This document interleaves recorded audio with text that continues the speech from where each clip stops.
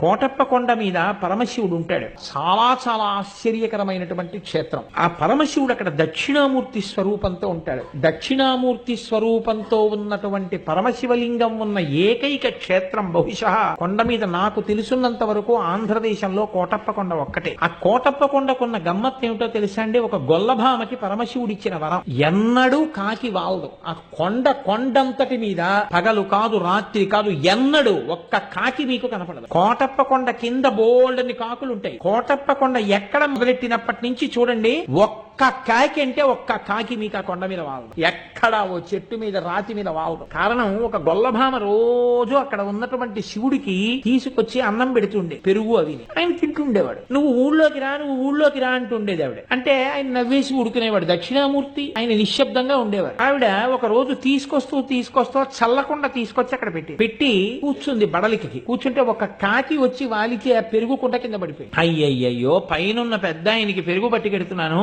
ఈ దిక్కుమాలిన కాకి వాలి పెరుగంతా కింద పడిపోయిందని బాధపడితే పరమశివుడు వృద్ధ బ్రాహ్మణ రూపంలో కిందకొస్తున్నవాడిగా కనపడి, నీకు వరం ఇస్తున్నాను, ఇక మీద ఎన్నడూ ఈ కొండ మీద కాకులు వాలవని. అంత చిన్న కోరికతో సహా తీర్చేశాడు అక్కడ. నేను ఒకసారి శృంగేరి వెళ్ళినప్పుడు, శృంగేరిలో భారతీ తీర్థస్వామి వారి తల్లి గారు, ఆ తల్లి దగ్గరికి నేను వెళ్లి ఒక మాట అడిగానమ్మా, జగద్గురువు కదా, ఏ పుణ్యం వల్ల అటువంటి మహాపురుషుడు పుట్టాడని మీరు అనుకుంటున్నారమ్మా? మీకేదో కారణం తెలుస్తుంది, తెలియకుండా ఉండదు, దయచేసి నాకు చెప్పండి అమ్మా అన్నాను.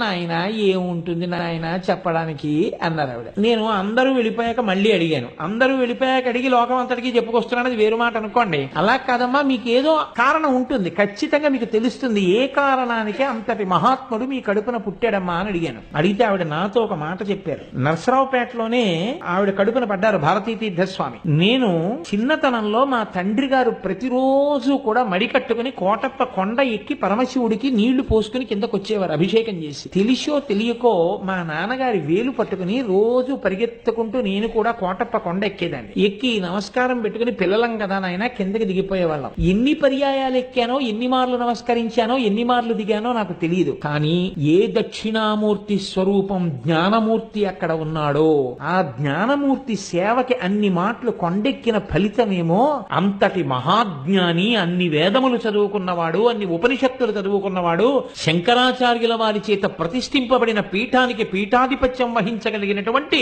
మహాపురుషుడు నా కడుపున పుట్టడానికి కారణం అదే అయి ఉంటుంది అని చెప్పారు. కోటప్ప కొండ అంత ప్రఖ్యాతమైనటువంటి క్షేత్రం.